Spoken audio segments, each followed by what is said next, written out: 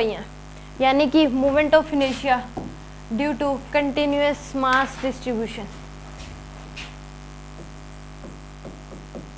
Moment of inertia due to continuous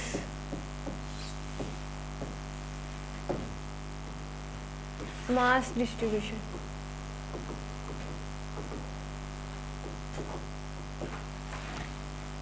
ये सबसे important है, पहला स्टेप तो यही है। इसमें 12-15 फॉर्मूले हैं, वो याद अगर हो गए तो इसका मतलब आगे प्रॉब्लम नहीं आएगी, ठीक है।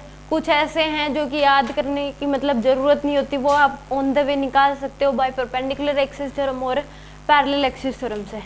इस केस में मोमेंट ऑफ इनर्शिया रोड के होते हैं, रोड के दो फॉर्मूले, अगर एक्सिस एंड से पास करिए तो ml²/3, मिड से पास करिए तो ml²/12, रिंग का, होलो हुप का और होलो सिलेंडर का मोमेंट ऑफ इनर्शिया सेम होता है mr², डिस्क का, सॉलिड हुप और सॉलिड सिलेंडर का मोमेंट ऑफ इनर्शिया सेम होता है mr²/2, स्क्वायर सीट का होता है ma²/6, रेक्टेंगुलर सीट का होता है m/2l l² + b², disc having cavity का होता है m/2 r1 का स्क्वायर प्लस r2 का स्क्वायर, सॉलिड स्फीयर का होता है 2/5 mr², होलो स्फीयर का होता है 2/3 mr², क्यूब का होता है ma²/6, क्यूबॉइड का होता है m/12 l² + b²। ये जो फॉर्मूले हैं अगर ये टिप्स पे याद हैं तो यानी कि आगे के क्वेश्चंस आप कर सकते हो, और हर बार इसका क्वेश्चन आता ही आता है। पिछली कोई भी प्रीवियस उठा लो, पिछले साल 2 आए थे, उससे पिछले साल भी दो आ रखे हैं या एक आ रखा है, हर बार एक तो आता ही आता है।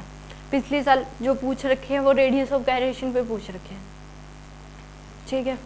तो इस केस में रेडियस ऑफ गायरेशन भी तभी निकलेगा जब मोमेंट ऑफ इनर्शिया ही पता होगा।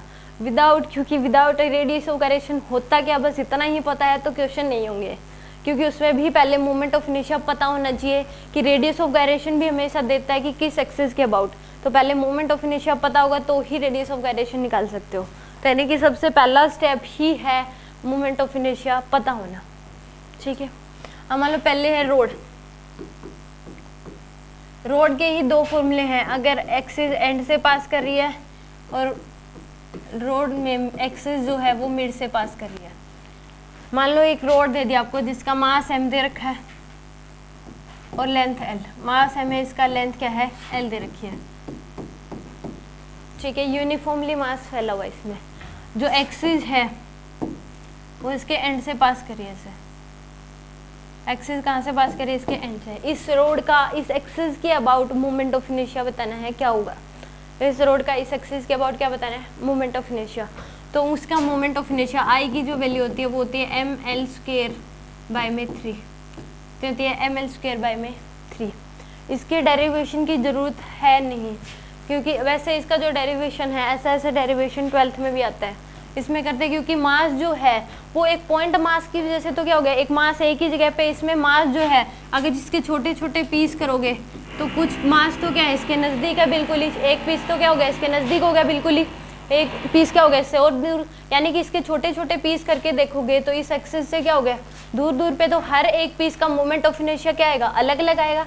तो इसलिए ये बाय इंटीग्रेशन ही इसका क्या होता है, प्रूफ होता है कि ml²/3 आया कहाँ से, तो वो कहाँ से आता है, बाय इंटीग्रेशन ही आता है।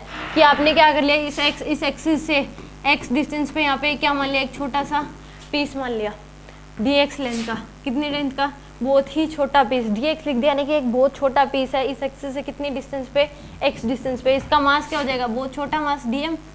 अब l लेंथ का मास अगर m है तो dx लेंथ का मास कितना हो जाएगा, m/l इंटू में dx, यही क्या है dm की वैल्यू, स्मॉल पीस का मास हो जाएगा, dx पीस का जो मास है वो कितना हो जाएगा m dm, यानी कि m/l इंटू में क्या हो जाएगा dx। तो अब इसका मोमेंट ऑफ इनर्शिया जो I की वैल्यू होगी, एक बहुत पॉइंट मास ही हो गया dx, जो dm है एक बहुत पॉइंट मास हो गया, तो पॉइंट मास का मोमेंट ऑफ इनर्शिया क्या होता है, ml² यही होता है। तो इस केस में m इंटू में x², और इसको इंटीग्रेट करोगे कहाँ से, 0 से लेके l तक, तो यहाँ पे m की वैल्यू जो पुट करोगे यानी कि dm यानी कि m/l इंटू में dx इंटू में x², और इंटीग्रेट करके 0 से लिमिट पुट करोगे 0 से लेके l तक। ये नोट नहीं करना, बस समझा रही हूँ कि कैसे आया। तो इस केस में यहाँ पे m/l बाहर ले लो, m बाई एल आपने क्या ले लिया बाहर, तो integration D x x square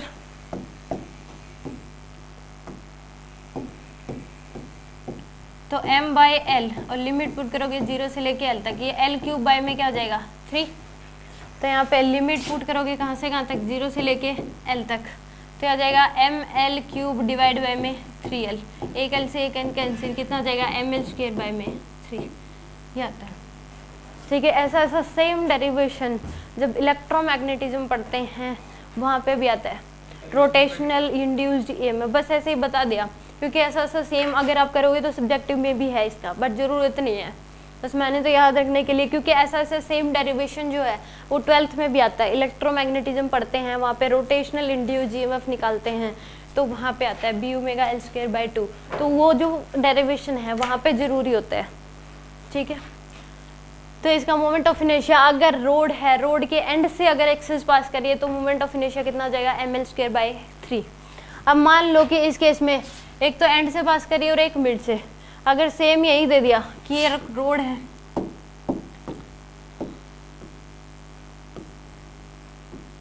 इसके जो एक्सिस है वो क्या कर रही है मिड से पास कर रही है, मास वही है, मास एम है, लेंथ क्या है एल है, इसका मोमेंट ऑफ इनर्शिया ज़्यादा होगा या इससे कम होगा या ज़्यादा होगा, इस वाली रोड से, इसमें तो क्या है मोमेंट ऑफ इनर्शिया एक्सिस से पास करिए तो कितना है एम एल स्क्वायर बाई 3, तो इसका कम होना चाहिए ज़्यादा होना चाहिए, कम, क्यों,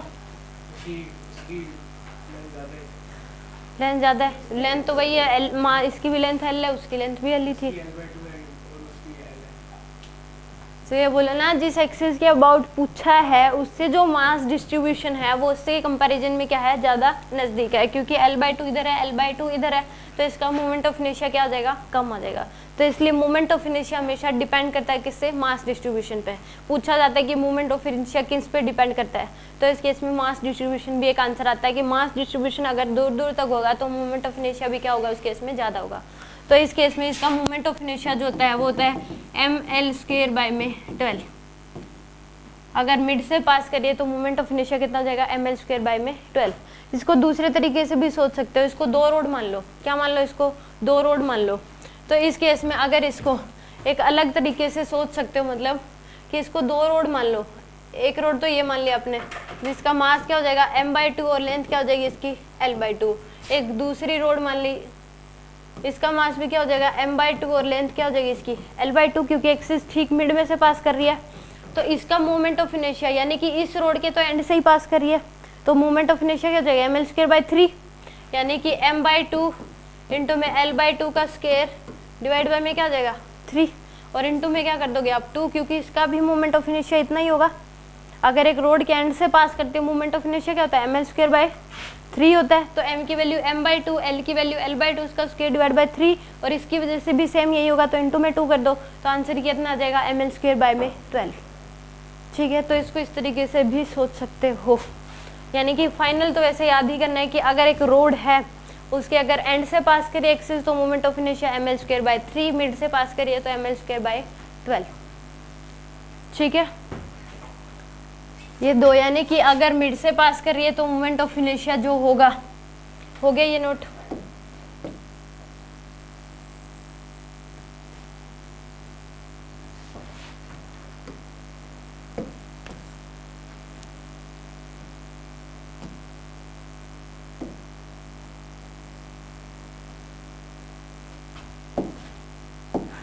एंड से पास करिए तो एम एल स्क्वायर बाई 3 और मिड से पास करिए तो एम एल स्क्वायर बाई 12। ये फर्स्ट सेकंड थर्ड। अगर रिंग दे दी, क्या दे दी आपको रिंग, तो उस केस में अगर रिंग आपको गिवन है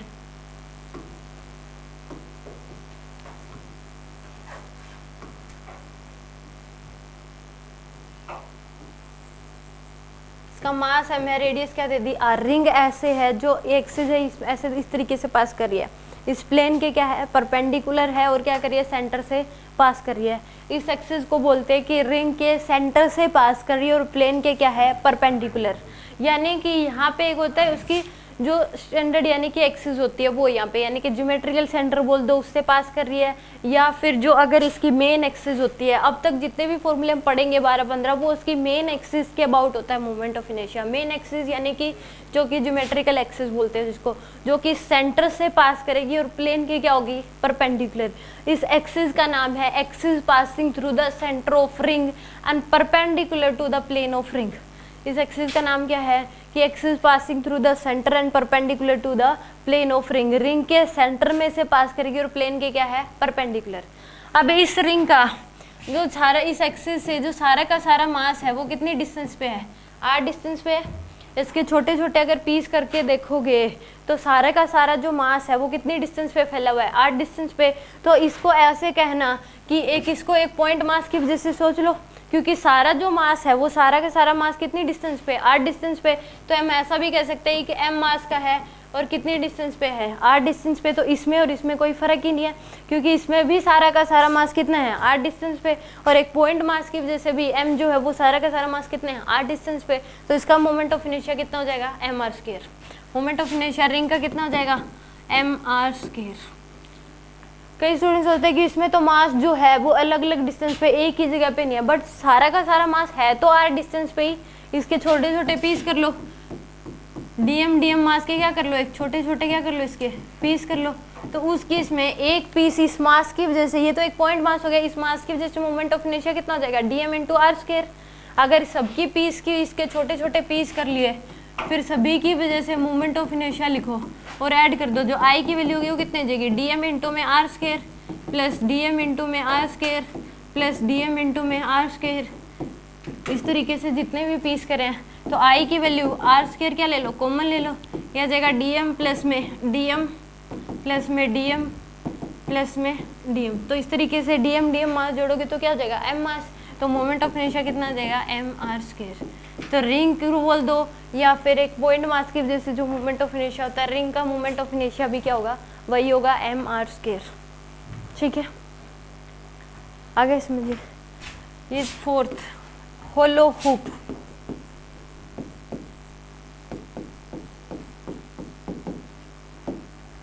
यहाँ पे होलो हुप का मतलब है कि मान लो एक रिंग है, वही आपने क्या कर रखी है,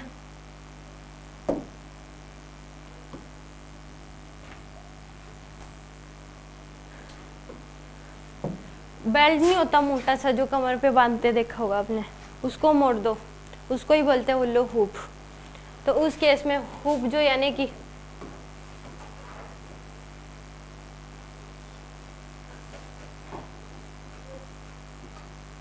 इसी को बोलते हैं होलो हुप। इसका मास भी क्या है, m है, रेडियस भी क्या है, r।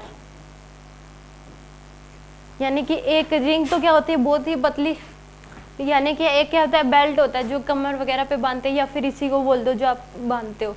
तो इसको ही क्या कर दो, आप मोड़ दो, ऐसे एक रिंग की तरह बना दो। तो उसका मास क्या ले लो, m, रेडियस क्या है उसका, r है, उसको बोल देते हैं होलो हुप। तो इसका मोमेंट ऑफ इनर्शिया एक प्रकार से क्या होती है, एक एक्सिस रूल होता है कि जो जिस एक्सिस के अबाउट मोमेंट ऑफ इनर्शिया आप निकाल रहे हो, उसके जो पैरेलल वाली एक्सिस हैं आप उसको पिचका सकते हो। पैरेलल वाली एक्सिस को क्या कर सकते हो, आप पिचका के उसको खत्म कर सकते हो। तो इस केस में इस एक्सिस के अबाउट मोमेंट ऑफ इनर्शिया निकाल रहे हो आप, तो इस केस में ये वाली एक्सिस क्या है, दोनों इसके पैरेलल है, इनकी वजह से मोमेंट ऑफ इनर्शिया पे कोई इफेक्ट नहीं पड़ता। तो आप इसको क्या कर दो, पिचका दो, ये क्या बन जाएगी, एक रिंग बन जाएगी। और इसमें भी सारा का सारा जो मास है वो कितनी डिस्टेंस पे है, 8 डिस्टेंस पे ही है, मास भी वही है m, और डिस्टेंस भी कितनी है इसकी, r।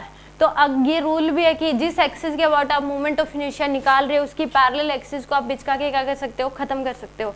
तो इसका मोमेंट ऑफ इनर्शिया भी क्या हो जाएगा, mr²। यानी कि होलो हुप है तो उसको एज ए रिंग की तरह ही ट्रीट करते हैं हम। ठीक है, नेक्स्ट आता है इसमें सॉलिड होलो सिलेंडर।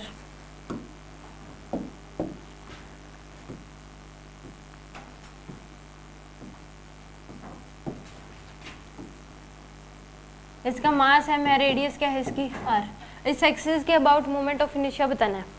तो इसमें भी इन दोनों साइड जो है, ये वाली इस एक्सिस के अबाउट निकालना है मोमेंट ऑफ इनर्शिया, तो ये वाली एक साइड और ये वाली साइड क्या है, इस एक्सिस के पैरेलल है। तो इसको हम पिचका के क्या कर सकते हैं, खत्म कर सकते हैं। तो ये भी क्या बन जाएगी, एक रिंग बन जाएगी। इसमें भी सारा का सारा जो मास है वो सेंटर एक्सिस से कितनी डिस्टेंस पे है, r डिस्टेंस पे। तो इसको ऐसे क्या कर दो, पिचका दो, तो ये भी क्या बन जाएगी, एक रिंग। इन एक्सिस को आप खत्म कर सकते हो। जिस एक्सिस के अबाउट मोमेंट ऑफ इनर्शिया पूछ रहा है उसके पैरेलल एक्सिस को क्या कर सकते हो, आप खत्म कर सकते हो पिचका के। तो इसका मोमेंट ऑफ इनर्शिया भी क्या हो जाएगा, mr², यानी कि होलो सिलेंडर को जो मोमेंट ऑफ इनर्शिया है वो कितना होता है, mr²। यानी कि रिंग का, होलो हुप का और होलो सिलेंडर का, तीनों का मोमेंट ऑफ इनर्शिया क्या होता है, सेम होता है, mr²। ठीक है।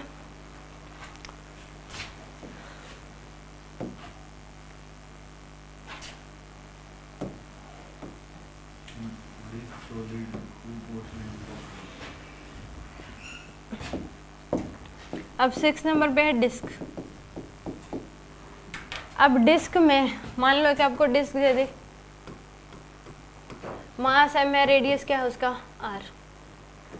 इस केस में भी एक्सिस क्या करिए, सेंटर से पास करिए, और प्लेन के क्या है, डिस्क के प्लेन के क्या है, परपेंडिकुलर। ये सारी की सारी जो हैं, अब होलो सिलेंडर में तो प्लेन होगा क्या, तो इस केस में ये वाली क्या है, डिस्क है, जिसमें एक्सिस क्या करिए, सेंटर से पास करिए। सेंटर ऑफ मास बोल दो या फिर ज्योमेट्रिकल सेंटर बोल दो, या फिर उसकी जो मेन सेंटर जो है उसमें से पास करिए। तो उस केस और प्लेन के क्या है, परपेंडिकुलर।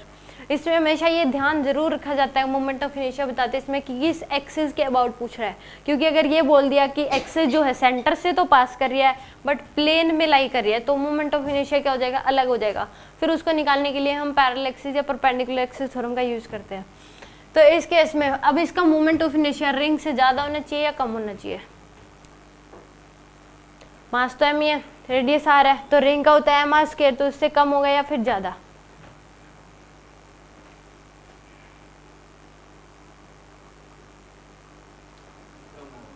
कम होगा, क्योंकि इसमें अगर इसके छोटे छोटे पीस करोगे तो उस केस में कुछ एक पीस तो क्या होंगे, बहुत सारे पीस जो है इस एक्सिस के नजदीक ही होंगे, बहुत कम पीस क्या होंगे, दूर होंगे, क्योंकि मास m है बट वो फैला हुआ है, और कुछ एक मास क्या है, एक्सिस के नजदीक ही है। रिंग के केस में तो सारा का सारा मास क्या था, दूर था एक्सिस से, r डिस्टेंस पे ही था। इसमें कुछ एक जो पीस है वो तो क्या है, बिल्कुल एक्सिस के नजदीक ही है। तो इस केस में इसका मोमेंट ऑफ इनर्शिया, डिस्क का जो मोमेंट ऑफ इनर्शिया होता है रिंग के मोमेंट ऑफ इनर्शिया से क्या होता है, आधा होता है। यानी कि mr² बाय क्या होगा, 2 होगा। क्योंकि इसमें कुछ एक तो r डिस्टेंस पे है, कुछ एक r से भी कम डिस्टेंस पे है, और कुछ एक तो बिल्कुल ही नजदीक है। तो मोमेंट ऑफ इनर्शिया क्या होगा, कम होगा। अगर मान लो ये बोल दिया कि एक रिंग है, उसका मास भी m लेना है, और एक डिस्क है, उसका मास भी क्या लेना है, m लेना है, तो रिंग अलग मटेरियल की बनी होगी, तभी मास सेम हो सकता है। रिंग क्या होगी, अलग मटेरियल की, और डिस्क क्या होगी, अलग मटेरियल की, तभी मास क्या हो सकता है, सेम हो सकता है। मान लो रिंग लोहे की बनी है, तो आपको डिस्क उससे हल्के मटेरियल की बनानी पड़ेगी, तो इस केस में तभी दोनों का मास क्या होगा, सेम होगा। तो इस केस में मोमेंट ऑफ इनर्शिया डिस्क के केस में क्या हो जाता है, हाफ हो जाएगा। कितना हो जाएगा, mr² बाय में 2। रिंग का जो होता है उससे क्या होता है, आधा होता है। इसमें ये मान लो कि सारा का सारा, मतलब कंसिडर कर लो याद करने के लिए कि सारा का सारा जो मास है एक्सिस से कितने डिस्टेंस पे है, r/2 डिस्टेंस पे है। ठीक है, तो इस केस में मोमेंट ऑफ इनर्शिया कितना हो जाएगा, mr² बाय 2। ठीक है, ये था किसकी वजह से, डिस्क की वजह से।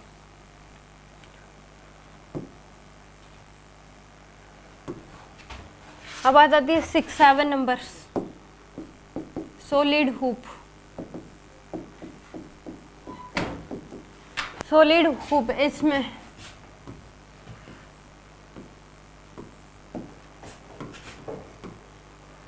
सॉलिड हुप को इसकी साइड वाली एक्सिस क्या कर दो, पिचका के खत्म कर दो, तो ये क्या बन जाएगी, एक डिस्क बन जाएगी। क्या बन जाएगी, एक डिस्क। तो इसका मोमेंट ऑफ इनर्शिया भी, मास क्या है इसका m, रेडियस क्या है इसकी r, तो इसका मोमेंट ऑफ इनर्शिया कितना हो जाएगा, mr² बाय 2। कितना हो जाएगा, mr² बाय 2। इन एक्सिस को क्या कर दो, खत्म कर दो, इस एक्सिस के पैरेलल है, तो क्या बन जाएगी, एक डिस्क बन जाएगी। तो moment of inertia solid hoop का कितना हो जाएगा, mr² बाय में 2। ठीक है,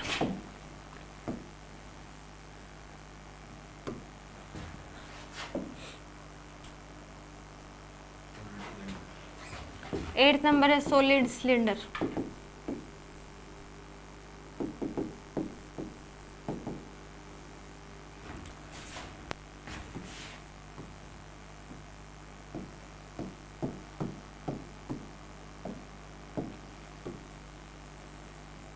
इसका मास है, मैं रेडियस क्या है इसकी r। तो मोमेंट ऑफ इनर्शिया क्या हो जाएगा इसका, mr² बाय में 2, क्योंकि इसकी ये वाली साइड भी पिचका के आप क्या कर सकते हो, उसको खत्म कर सकते हो। तो ये भी क्या बन जाएगी, एक डिस्क बन जाएगा। तो यानी कि डिस्क का, सॉलिड हुप का और सॉलिड सिलेंडर का, तीनों का मोमेंट ऑफ इनर्शिया क्या होता है, सेम होता है, mr² बाय 2। इससे याद रहेगा कि रिंग का, होलो हुप का, होलो सिलेंडर का moment of inertia same mr², disc का, सॉलिड हुप और सॉलिड सिलेंडर का, तीनों का moment of inertia same mr² by 2। ठीक है, और ये किस एक्सिस के अबाउट है, जो उसके सेंटर ऑफ मास से पास कर रही है, उन एक्सिस के अबाउट मोमेंट ऑफ इनर्शिया है। ठीक है,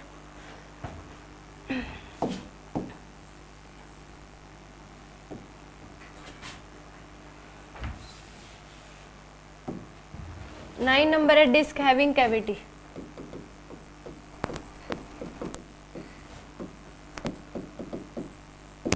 आपने वो कैसेट वगैरह देखी हुई है, उसी को बोलते हैं डिस्क हैविंग कैविटी। उसमें क्या होगा, अंदर ऐसे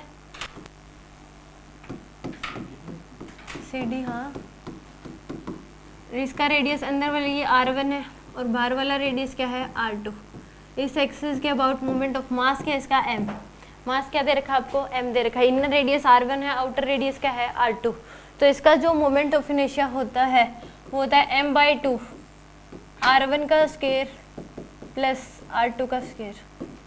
कितना होता है, m/2 R1 का स्क्वायर प्लस R2 का स्क्वायर। कई स्टूडेंट को लगता है कि माइनस साइन आना चाहिए यहाँ पे, पर डेरिवेशन करते इस दौरान प्लस साइन ही आता है। अगर एक डिस्क हैविंग कैविटी, तो उस केस में मोमेंट ऑफ इनर्शिया क्या हो जाएगा, m/2 R1 का स्क्वायर प्लस R2 का स्क्वायर। इस फॉर्मूले से रिंग का भी ड्राइव हो सकता है और डिस्क का भी ड्राइव हो सकता है, क्योंकि इस केस में अगर हमें रिंग का करना है तो उस केस में R1 और R1 क्या हो जाएगा, R2 के इक्वल ही हो जाएगा। अगर रिंग का हमें करना है तो R1 को इसको बढ़ाते जाओ तो R1 इक्वल टू क्या हो जाएगा, R2। तो इस केस में कितना आ जाएगा, m/2 इंटू में कितना आ जाएगा, 2R1 का स्क्वायर। तो यहाँ से कितना आ जाएगा, mr², क्योंकि इस केस में R1 और R2 दोनों क्या हो जाती है, रिंग के केस में सेम हो जाती है। और डिस्क के केस में R1 को क्या कर दो, 0 ही कर दो। डिस्क के केस में R1 को क्या कर दो, अगर डिस्क का ड्राइव करना है तो R1 क्या हो जाएगा, बिल्कुल 0 हो जाएगा।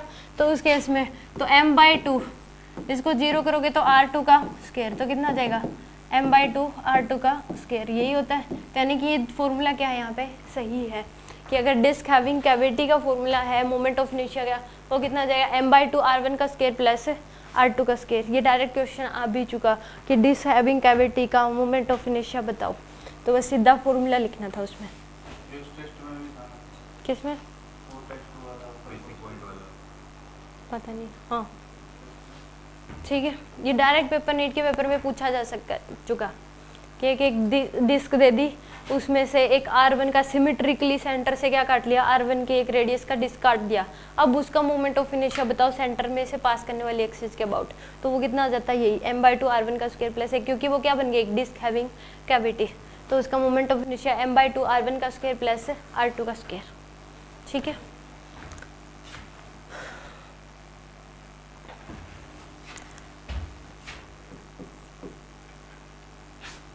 Square seat.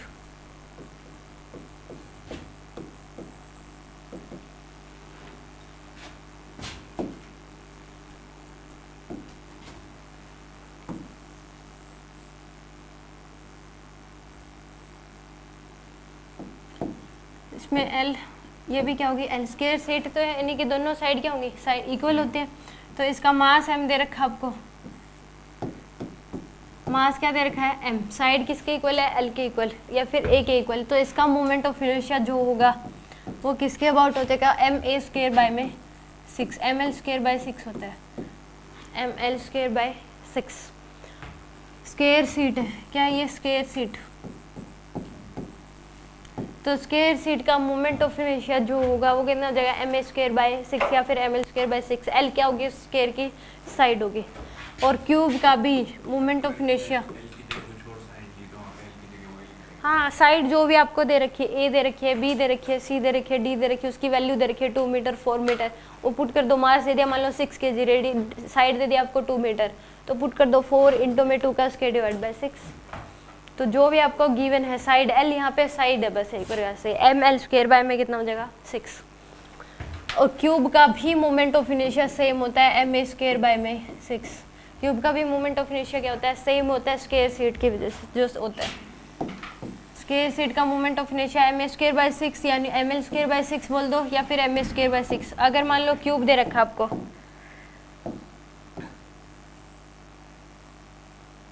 क्या दे दिया आपको, क्यूब, ये साइड A है, ये B है और ये क्या दे रखी है, C। तो एक्सिस ऐसे पास कर रही है, इस एक्सिस के अबाउट मास क्या दे दिया, इसका m दे दिया। अब इस एक्सिस के पैरेलल है ये C वाली, C क्या है, इस एक्सिस के पैरेलल है जिसके अबाउट मोमेंट ऑफ इनर्शिया पूछा है, तो इसको पिचका के क्या कर सकते हो आप, खत्म कर सकते हो। तो क्या बन जाएगी, एक स्क्वायर सीट। तो स्क्वायर सीट का मोमेंट ऑफ इनर्शिया ml²/6, तो इसका भी कितना हो जाएगा, ml²/6, क्योंकि ये वाली जो C है जिस एक्सिस के अबाउट पूछा गया है उसके पैरेलल है, तो जो जिस एक्सिस के अबाउट मोमेंट ऑफ इनर्शिया पूछा गया है उसको हम क्या कर सकते हैं, उसके पैरेलल जो साइड्स हैं उसको पिचका के क्या कर सकते हैं, हम खत्म कर सकते हैं। तो ये क्या बन जाएगी, एक स्क्वायर सीट बन जाएगी। तो स्क्वायर सीट का जो मोमेंट ऑफ इनर्शिया होता है, क्यूब का भी मोमेंट ऑफ इनर्शिया क्या होता है, सेम होता है। ठीक है,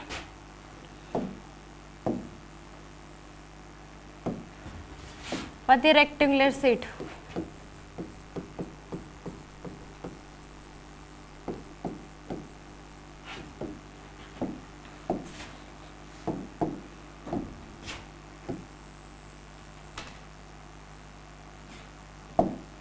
इसकी लेंथ L है और ब्रेथ क्या है, B।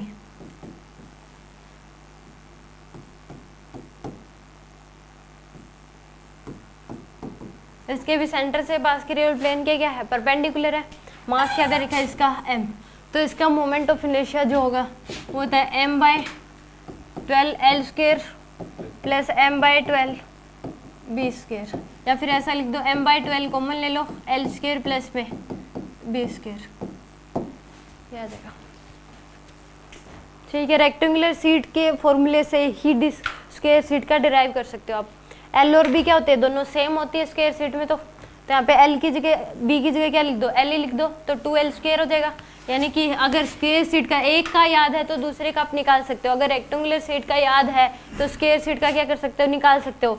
B की जगह क्या पुट कर दो, L ही पुट कर दो, क्योंकि दोनों साइड इक्वल होती है। स्क्वायर की साइड में लेंथ और ब्रेथ क्या होती है, दोनों इक्वल। तो यहाँ पे m/12, B की जगह क्या लिख दो, L ही लिख दो, ये कितना हो जाएगा 2L², तो कितना हो जाएगा ml²/6।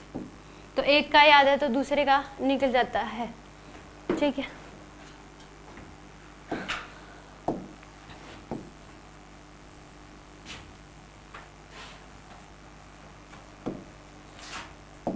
यानी कि आप इसको ऐसे भी लिख सकते हो, m/12 कॉमन ले लो, L² प्लस में B²। क्यूबॉइड का भी जो रेक्टेंगुलर सीट का होता है, क्यूबॉइड का भी क्या होता है, वही। ये L दे रखी है, A दे रखी है, ये B और ये क्या हो जाएगी, C। तो इस केस में जो इस एक्सिस के अबाउट ये C क्या है, इसके पैरेलल है, इसको खत्म कर दो तो क्या बन जाएगी, एक रेक्टेंगुलर सीट बन जाएगी। क्योंकि इस एक्सिस के अबाउट जिस एक्सिस के अबाउट पूछा गया है C क्या उसके पैरेलल है, तो इसको खत्म कर सकते हैं पिचका के। मास क्या इसका m ही है, तो ये क्या बन जाएगी, एक रेक्टेंगुलर सीट। तो रेक्टेंगुलर सीट का जो होता है क्यूबॉइड का भी क्या होता है, वही। तो यानी कि 13 क्या है, क्यूबॉइड। तो इसका moment of inertia m/12 into में L² प्लस B² या फिर A² प्लस B²। ठीक है,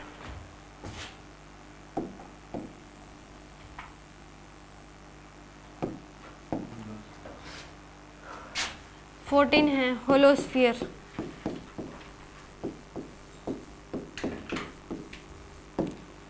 होलोस्फीयर दे रखा है जिसका मास m है, रेडियस क्या दे रखा है, r। ठीक है, होलोस्फीयर एक प्लेन सीट तो है नहीं, प्लेन तो क्या बोलेगी, तो उस केस में ये बोल दे भी ज्योमेट्रिकल सेंटर से पास कर रही है, प्लेन के परपेंडिकुलर तो बोलेगा ही नहीं, एक 3D ऑब्जेक्ट हो गया।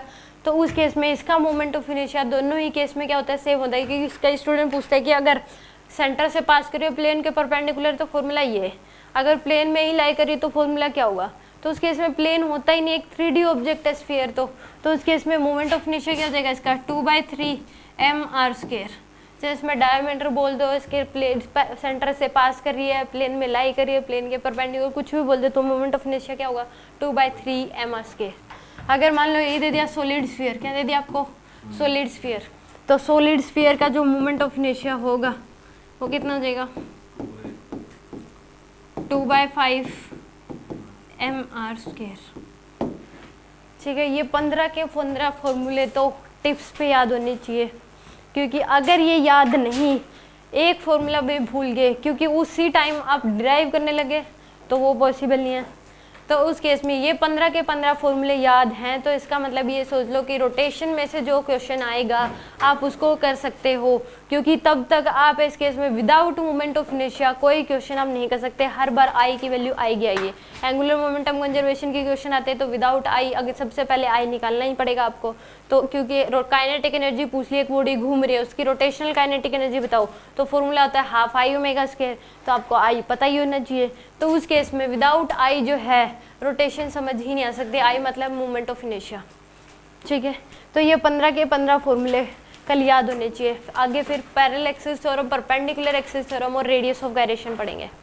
ठीक है।